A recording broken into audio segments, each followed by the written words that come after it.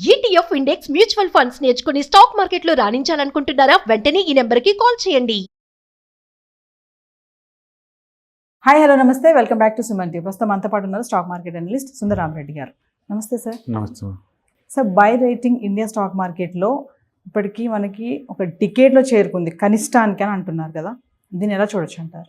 ఎనలిస్టులు ఈ buy rating అనేది valuation చీపర్గా ఉన్నప్పుడు ఎక్కువ మంది రికమెండ్ చేస్తూ ఉంటారండి.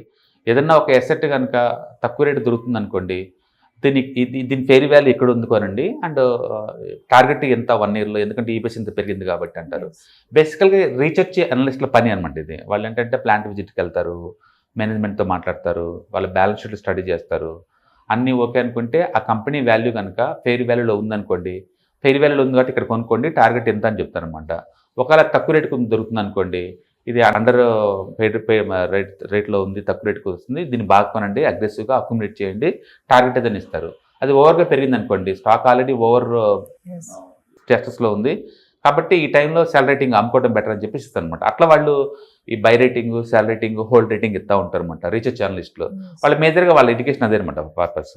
సో అట్లా ఇండియాలో ఈ స్టాక్ మార్కెట్ అనలిస్టులు ఎవరైతే రీసెర్చ్ అనలిస్టులు ఉన్నారో వాళ్ళు ఇచ్చే బై రేటింగ్ డికెట్స్ లోలో ఉంది ఇప్పుడు.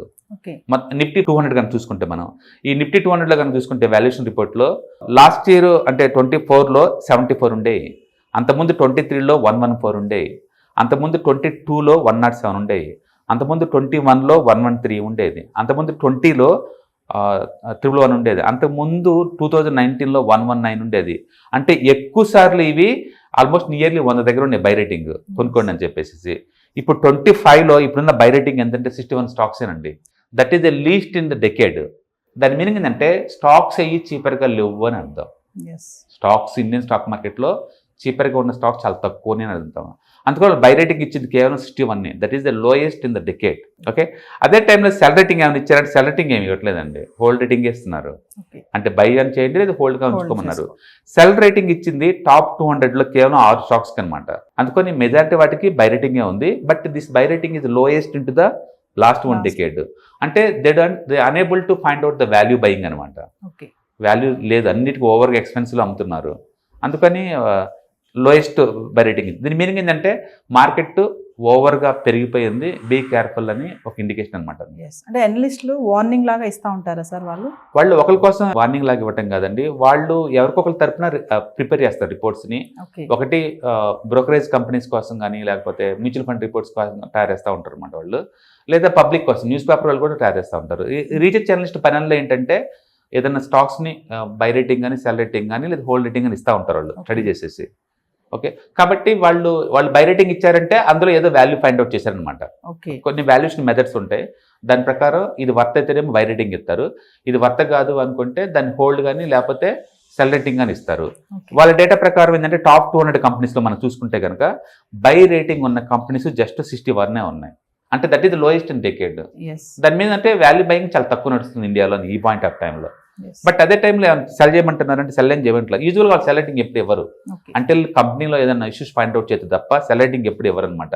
అందుకని ట్రెడిషనల్గా సెల్ రేటింగ్ అనేది ఎక్కువ సార్లు రాదు, కానీ బై రేటింగే ఎక్కువ సార్లు ఉంటుంది అనమాట. వాళ్ళు బై తగ్గిస్తున్నారు అంటే మీనింగ్ ఏంటంటే వాల్యూ బయింగ్ ఏం రన్ అవట్లేదు ఎక్కడని అర్థం. అంటే కనిష్టానికి చేరుకుందని చెప్తున్నారు కదా, చెప్పలేము. కనిష్టాలు చెప్పిన 61 కూడా ఇచ్చారు కదా అట్లీస్ట్.